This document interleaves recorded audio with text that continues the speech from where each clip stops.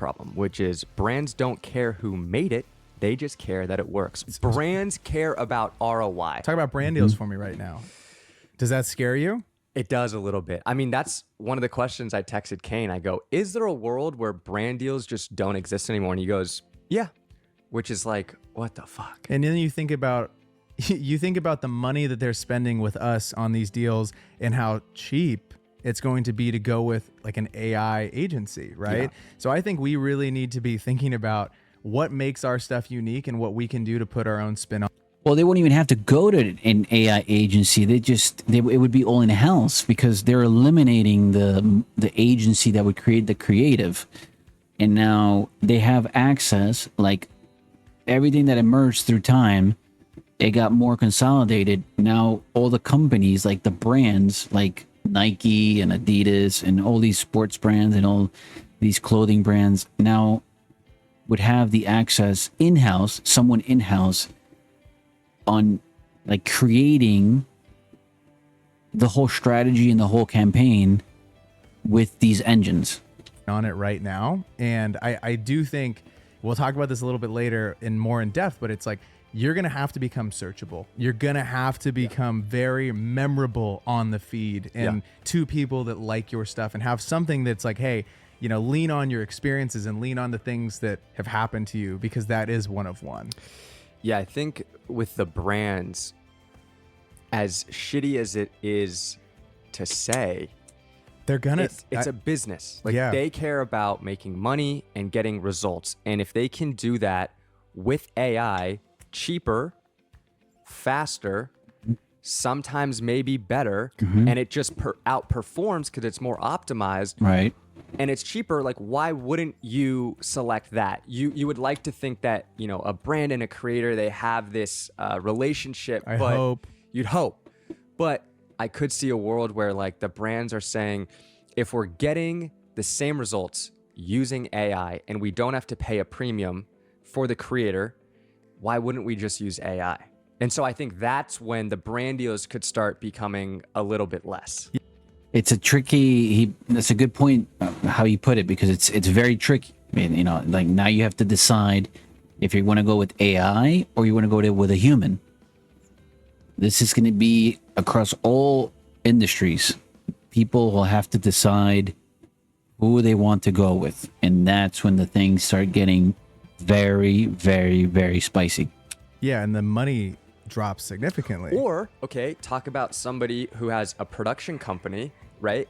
If you're a photographer or videographer or a creative who is creating content for these brands, some of these productions cost six to seven figures. Yeah. And so if they can do it for a fraction of the price, why would they spend days pre-production, producing, post-production, hiring a ton of people, spending all this money when they can just hire AI to do it? I'd like to think that it's still going to be like my company, for example, will hire prompt engineers that'll be still creating it. Because at the end of the day, this random person at said brand, they don't know that it has to be shot on an 85 millimeter lens, and that lens gives a different look than a 24. Like they just don't know that. Yeah. So I still think that our jobs will look a lot different in the next 3 to 5 years. I think that we will have like a team of 3 or 4 or 5, and they will be prompt engineers, and I will be chatting with them about, hey, you know, this is the type of wide shot I want, or I want this to be a little bit different. I want this camera movement to be different. I think that it's just going to You just said it right there. You become a consultant for the new generation of creators, prompt engineers, prompt creators, prompt writers. Like they don't know what to shoot with, you know, what kind of camera the AI needs to shoot with. So companies, like he's mentioning, like he's saying, evolve into consulting. become so integrated into everything that we do. And if you don't, I think you will be obsolete. I was talking to Evan Tanaka about this. We chatted with it briefly on our shoot that we had together. So he's specialized in food and product. And what's interesting is he said he feels he's a little bit more safe than maybe other niches, because when it comes to food, there's so many guidelines of like, you have to be very transparent as to the ingredients that are used and what is shown in the content. And so with AI, it becomes a little bit tricky because it might look pretty, but you can't really be transparent as to like if you're making a piece of content around food. If you're using AI, you won't really be able to tell what exactly is used ingredients wise to get that shot. Come on, man. Seriously?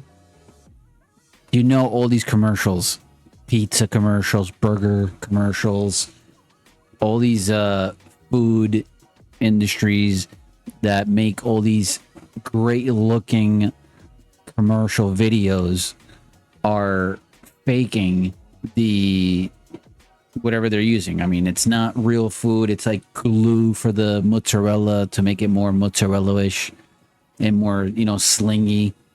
It's already being done. Like, it's the fakery is already there. The beautiful menus you see of the lettuce and the tomato and the how nicely, you know, moistured and sprinkled of water it is. It's all fake. We all know that. We don't want to believe it. Because then when we get the sandwich and we open up the wrapper and it looks like a piece of shit, what happened to that burger that I saw on the menu? So it's already being done in real life. I think the government will have to step in and have regulations around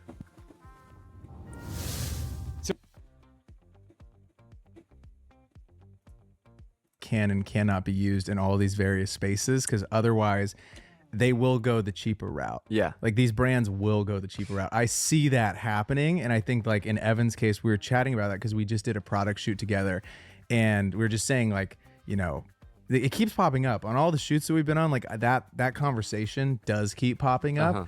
And it's like, you know, I think we will have to have people in the government step in and say, like, hey, in this space, it can or cannot be used, or this is the capacity to which it can be used. Or I even think about, for myself, right? Someone who shoots hotels and is in hospitality, like the travel influencer wouldn't, like, imagine a hotel chain like the Hilton can say, oh, I'm going to have this one AI influencer visit every single one of my hotels and create content around it, where that is pretty much impossible for one actual real person. It's like, let's just take the AI travel influencer and let's send him to... No flights, no hotels. Yeah.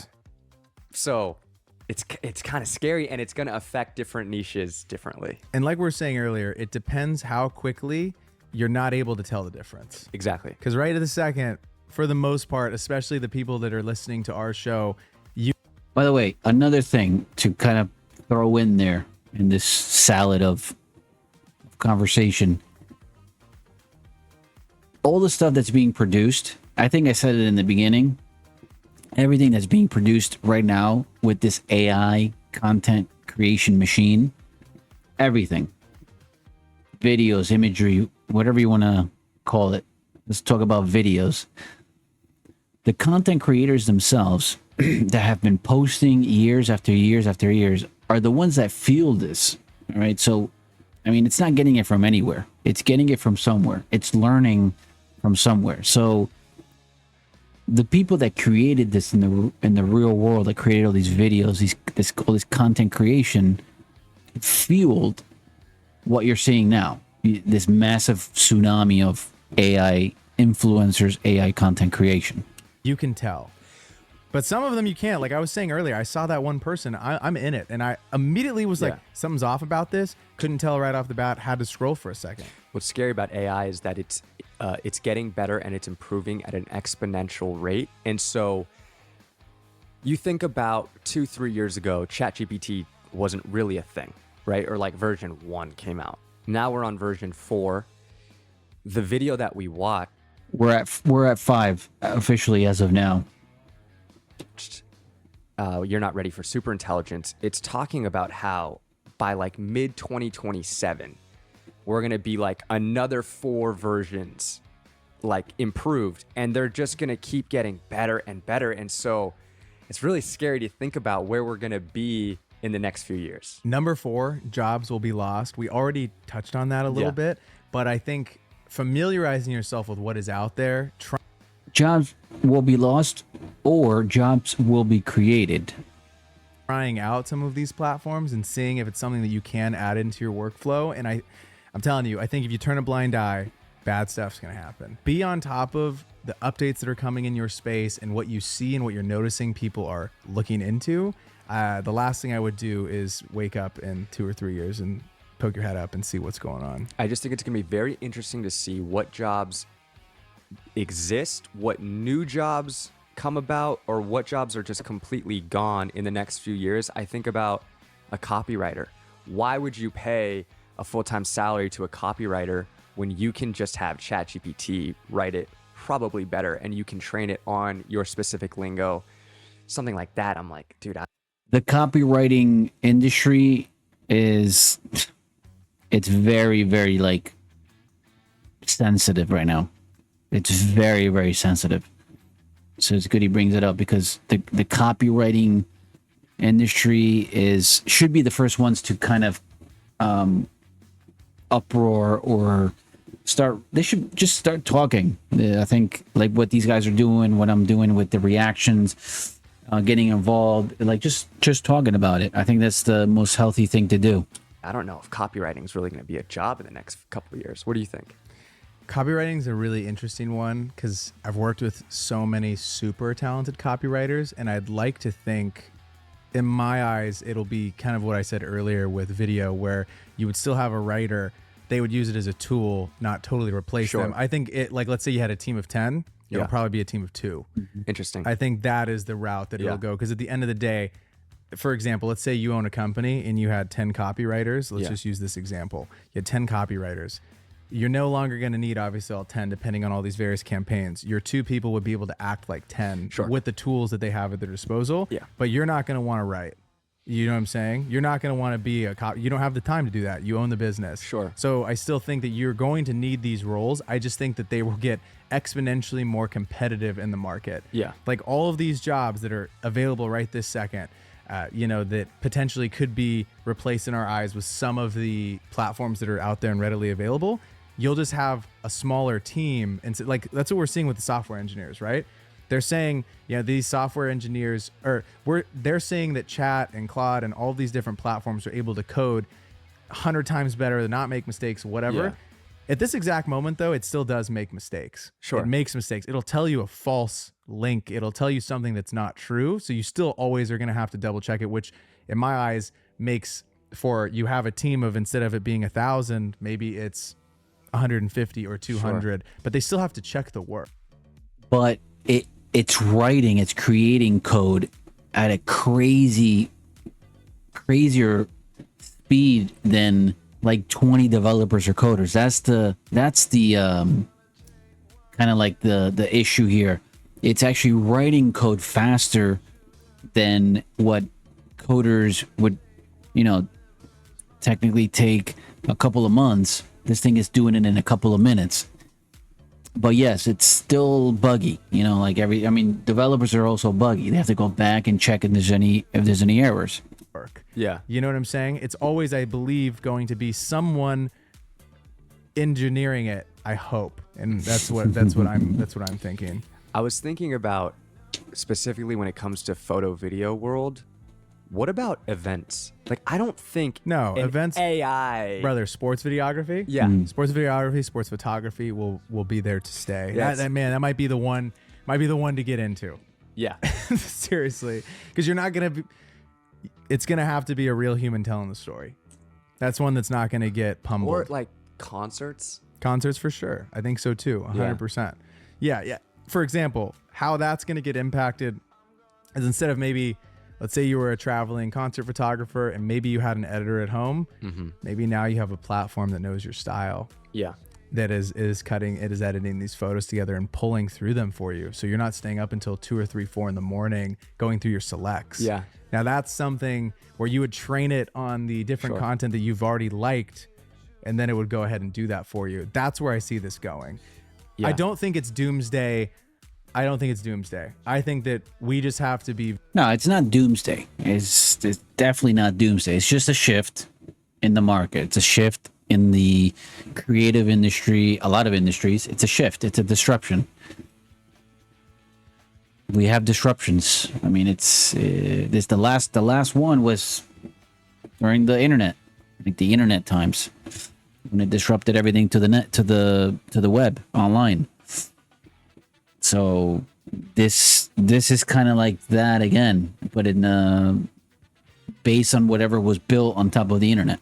Be very mindful as to the industries that can be impacted, and see if we do have to pivot. Fantastic, we're going to have to pivot. Yeah. Like that's just going to be the reality, I think, for a lot of the creative jobs as well as just jobs as a whole. You know, Like for instance, when the internet was starting, when it was still baby, first phase, the internet, you know, like people didn't even know what an email was. The education system didn't even have like jobs. For instance, like a graphic designer or a website designer, UX, UI, that didn't even exist. Nobody knew